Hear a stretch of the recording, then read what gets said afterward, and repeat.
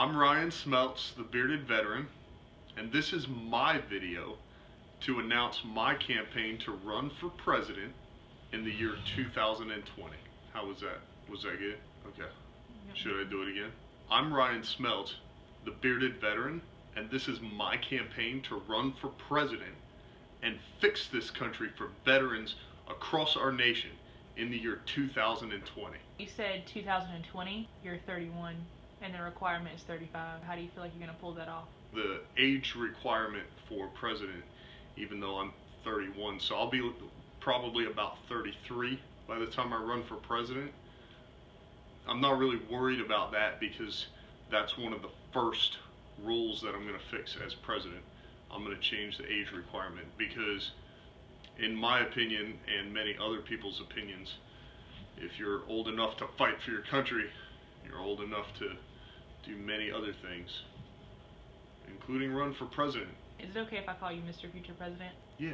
Do you guys have like some soda or? Oh, thank you. The wall is a thing. Like, let's build a wall. But like, isn't it more resourceful if we just go get the huge one that China has and bring it over here? That's a good point. I actually haven't put a whole lot of thought into the wall because at the rate that President Trump is working right now, I'm not sure what his goals are as far as time frame, but that should be finished by the time I become president. So it'll essentially be a non-issue. As far as saving money, I agree with you there, or I'm not too sure where they put the Berlin Wall, but we could just use that one too. They're not using it anymore. Why did Buzz Lightyear act like a toy when Andy came into the room? Wouldn't Andy just think he was a toy? That's an interesting question. Also, isn't it Buzz Lightyear that thought that he wasn't a toy? So where is his need to act like a toy? Why does he believe he needs to do that if he doesn't believe he's a toy in the first place? You know, people always say there's no better time to be alive and in the business and in America right now. What are your thoughts on that? Is this the best time to be alive? What other era would you suggest being alive in? Absolutely. I would suggest being alive any year after I run my presidential campaign, because that's where the real improvements are going to take place. Not to mention the fact that right now we are learning and developing all of this technology, so really it's just a waste of time to be alive right now.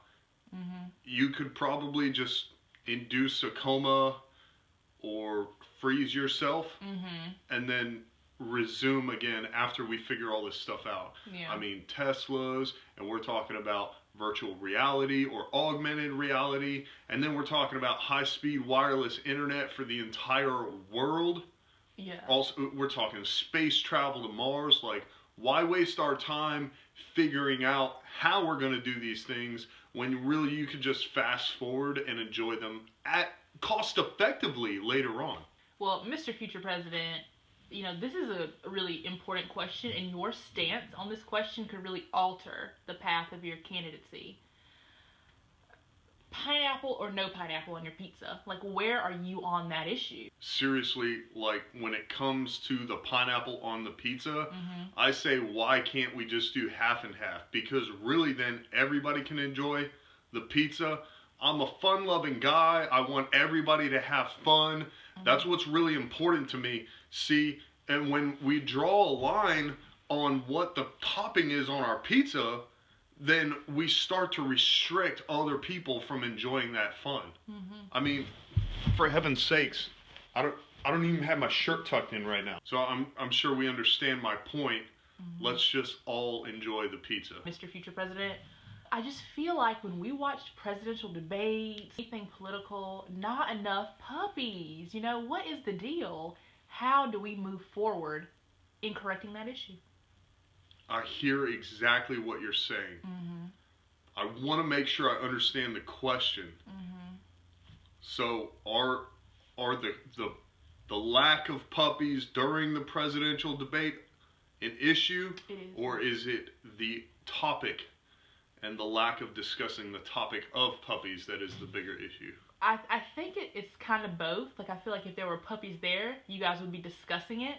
So they kind of go hand in hand. I completely agree with you. Not talking about puppies, not debating puppies is directly correlated to the lack of a presence of puppies at the presidential debates. Mm-hmm. Personally, I believe moving forward from here, especially considering my age, I'm young, I'm younger than most presidential candidates, so I'm going to have a lot of new age influence on the presidential debates. I can just bring this up, and we already have veterans using dogs for assistance. Why not incorporate some of those dogs, some of those puppies in the presidential debates? Because then we're going to remember to talk about them because they're actually there. Mm-hmm. So I believe in me just addressing the issue on the front end, it'll fix itself on the back end. And now we're going to have the puppies present at the debates, and we will be able to discuss the issues directly affecting puppies as it correlates to the presidency. Just one last question, Mr. Future President. Why did Bush do 9/11?